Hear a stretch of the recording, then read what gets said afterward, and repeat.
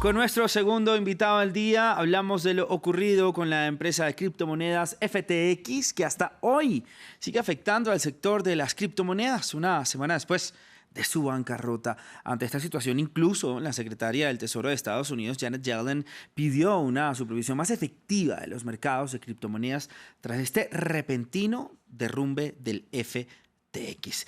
Antes de presentar a nuestro invitado del día, por supuesto nos acompaña en nuestra mesa de trabajo nuestra cronista de economía, Daniela Blandón. Daniela, bienvenida. Y ahora sí presentamos a nuestro invitado, Daniel Castro, economista con PhD, maestría estadística de la Universidad Libre de Bruselas. Gracias, Carlos, por estar aquí con nosotros esta mañana de jueves. Muchas gracias por la invitación. Carlos, quiero empezar preguntándole y dándole a nuestra audiencia un contexto de este mercado de las criptomonedas. ¿Por qué Vamos a hablar primero con Daniela, porque creo que tenemos un problema de audio con nuestro invitado. Carlos, ya te doy la palabra. Dani, pero vamos a contextualizar un poco entonces, porque este derrumbe repentino en este mercado de las criptomonedas, lo habíamos hablado aquí desde hace mucho tiempo, sobre todo cuando El Salvador, el presidente Nayib Bukele, invirtió millones de dólares en estos activos, obviamente en el Bitcoin, pero hay un riesgo siempre, ¿no?, latente en estas inversiones, en estas criptomonedas, que no la tiene tanto un mercado convencional de moneda corriente como lo estamos acostumbrados a utilizar. Sí, y yo quisiera comenzar con un documento judicial que se acaba de conocer, en el que el nuevo CEO de esta empresa de FTX señala lo siguiente: nunca en mi carrera he visto una falla tan amplia en los controles corporativos y una ausencia tan grande de información financiera confiable como ocurrió aquí. Y estamos hablando de una de las empresas de criptomonedas más grandes del mundo. ¿Qué pasará con las más pequeñas? Ahora sí, Carlos, le doy la palabra, disculpe por ese inconveniente del audio. ¿Cómo ve lo que está ocurriendo con lo que ocurrió, mejor dicho, con esta empresa FTX, y cómo ve, digamos, el mercado de las criptomonedas en un futuro? ¿Qué tanto es el riesgo, ¿no?, en este mercado de las criptos? Vale, mira, el riesgo de las criptos en realidad hay que entenderlo como cualquier tipo de activo. Okay. Hay riesgos, pero los riesgos están asociados también a posibilidad de obtener mayores ganancias.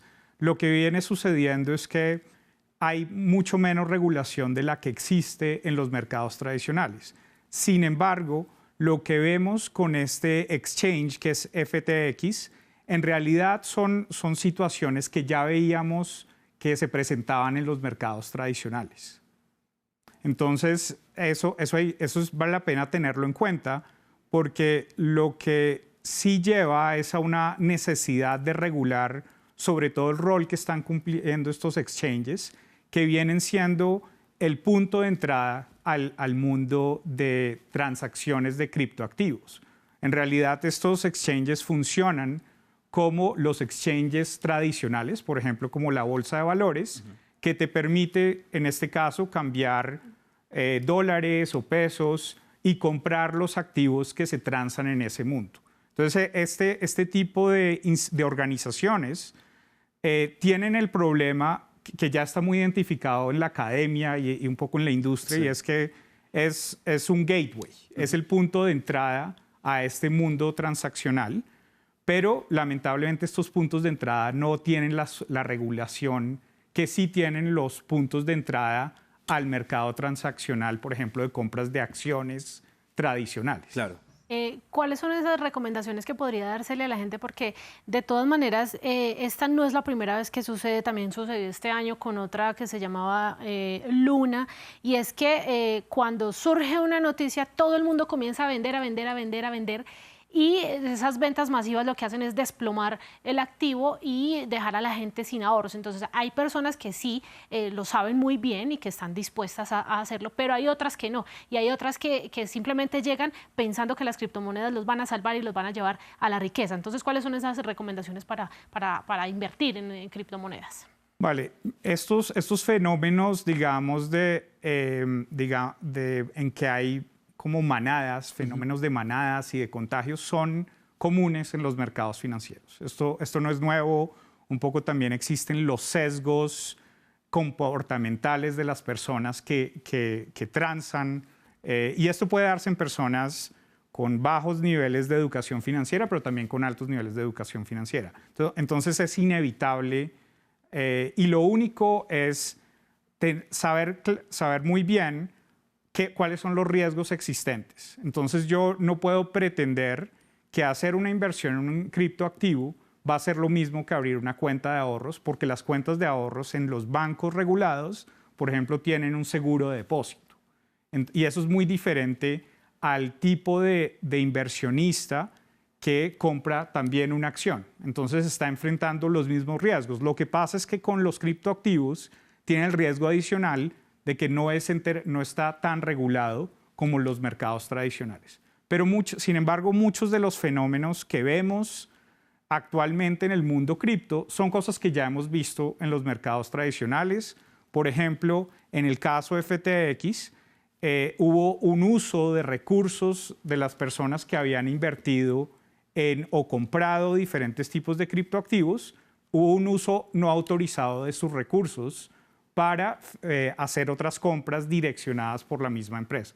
Entonces ahí hay unos problemas de la responsabilidad del custodio de la inversión.